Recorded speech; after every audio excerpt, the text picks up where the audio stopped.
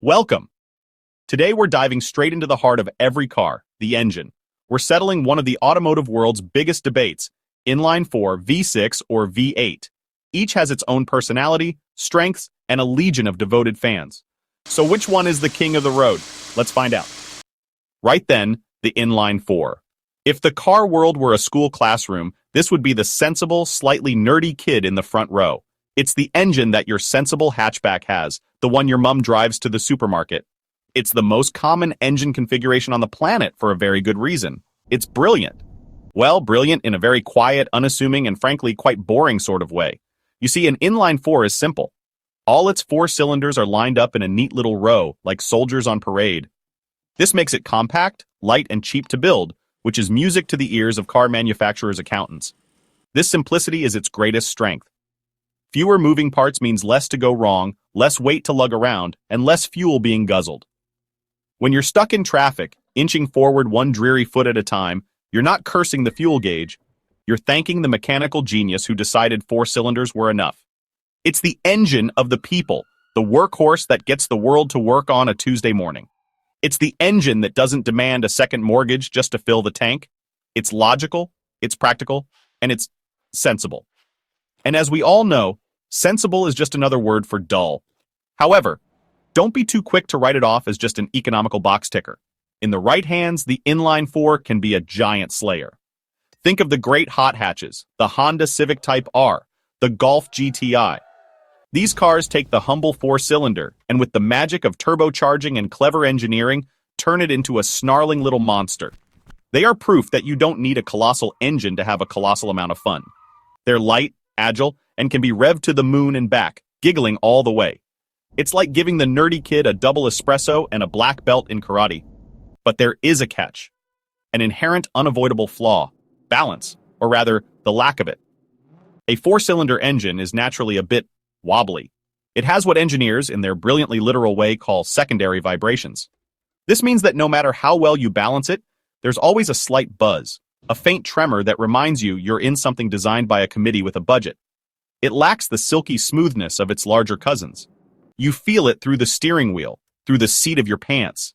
It's a constant, subtle reminder that you opted for efficiency over opulence. So the inline 4 is a paradox. It's the engine that powers the most boring cars on Earth, and also some of the most exciting. It's the choice for the person who cares about miles per gallon, and also for the person who cares about lap times. It's the dependable, slightly shaky foundation of the modern automotive world. It's a brilliant piece of engineering, but let's be honest, you'd never put a poster of one on your bedroom wall, would you? It's the head, not the heart. And so we move on to the middle ground, the V6. If the inline 4 is the sensible school child, the V6 is the university student. It's a bit more grown up, a bit more sophisticated, and it's trying to find that perfect balance between having a good time and not ending up completely broke. The V in V6, as you've probably guessed, stands for the shape the cylinders make. 2 banks of 3, angled away from each other. This layout is a masterpiece of packaging, allowing engineers to squeeze 6 cylinders into a space not much bigger than a 4-pot. It's the Swiss Army knife of engines. This configuration brings immediate benefits. First, smoothness. A V6 is inherently better balanced than an inline 4. Those annoying secondary vibrations we talked about? Gone. A good V6 delivers its power in a silky, refined wave. It doesn't buzz and fizz, it hums. This is why you find them in so many executive saloons and comfortable family SUVs.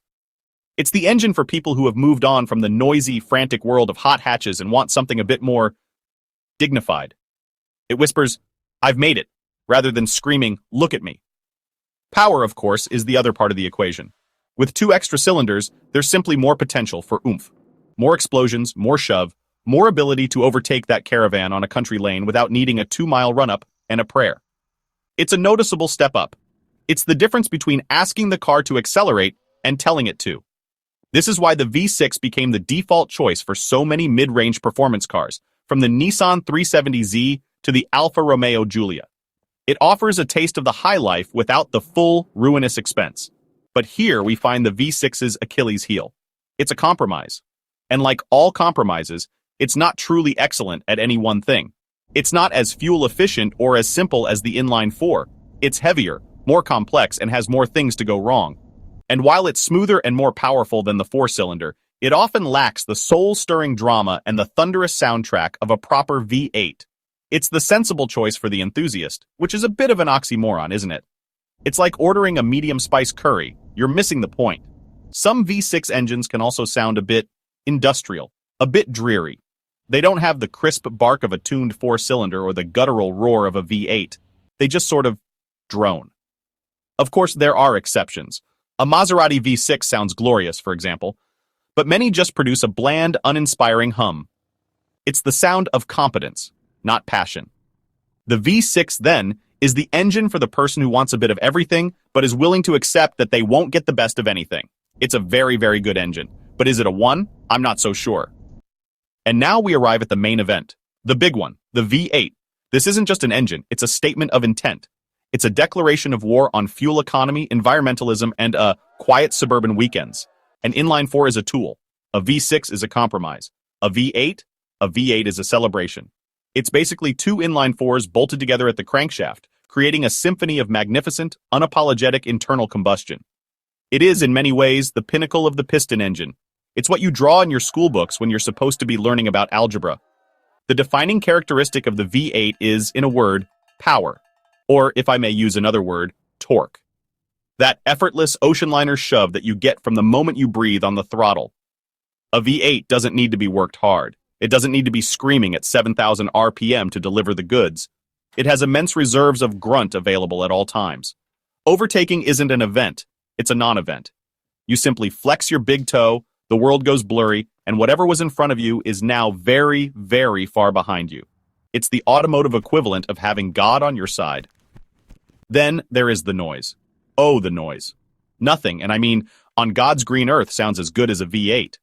Whether it's the deep, burbling rumble of an American muscle car at idle, or the hard-edged, manic scream of a Ferrari V8 at full chat, it is the soundtrack of speed.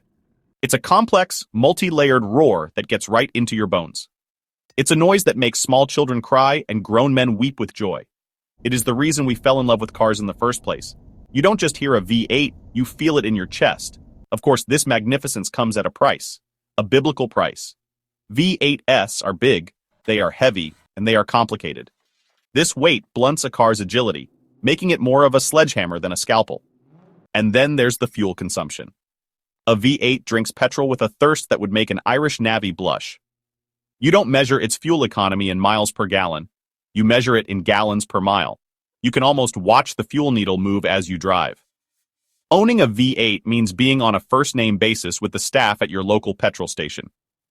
Ultimately, the V8 is an emotional choice, not a logical one. It makes no sense in a world of congestion charges, speed cameras, and climate change. It is an extravagant, unnecessary, and frankly irresponsible piece of engineering. And that is precisely why it is so brilliant. It's a glorious, two-fingered salute to sensibility. It is the engine for the dreamer, the enthusiast, the person who believes that driving should be an event, an experience, a drama. It is, without a shadow of a doubt, the king. And all the best things in life are a bit irresponsible, aren't they? So, after all that noise, smoke, and talk of soul, which engine wins? Well, the truth is, they all do. And they all lose. It's like asking whether you should have a knife, a fork, or a spoon. The answer depends entirely on what you're trying to eat. The inline-4 is the spoon-simple, efficient, and perfect for the everyday stuff, the soup of daily commuting. It's the sensible, logical choice for 90% of people, 90% of the time. It gets the job done without any fuss. The V6 is the fork. It's more versatile, more capable than the spoon. It can handle more demanding tasks, offering a satisfying blend of performance and refinement for those who want a bit more from their driving experience.